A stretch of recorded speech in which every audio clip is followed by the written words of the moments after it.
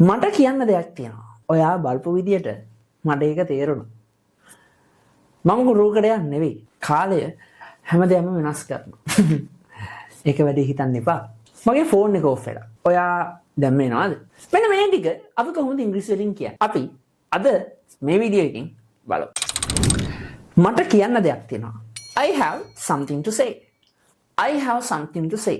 මට කියන්න දෙයක් තියෙනවා කියලා අපි ඉංග්‍රීසි වලින් කියන්නේ I have something to say. එතකොට කොහොමද මම රූකඩයක් නෙවෙයි කියලා ඉංග්‍රීසි වලින් කියන්නේ? මම රූකඩයක් නෙවෙයි. I'm not a puppet. I'm not a puppet. I'm not a puppet. කාලය හැමදේම වෙනස් කරාවි. කාලය හැමදේම වෙනස් කරාවි කියලා කොහොමද අපි ඉංග්‍රීසි වලින් කියන්නේ? Time change everything. Time change everything. Time change everything.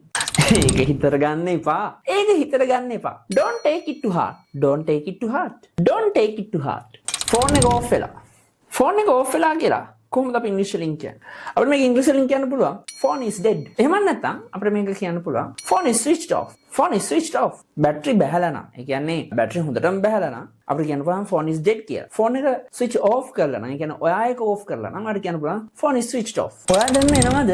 ඔයා දැන් එනවද? ඔයා දැන් එනවද කියලා කොහොමද ඉංග්‍රීසි වලින් අහන්නේ? ඔයා දැන් එනවද කියලා අපිට ඉංග්‍රීසි වලින් අහන්න පුළුවන් are you coming now? Are you coming now? Are you coming now? The way you looked at it, I understood.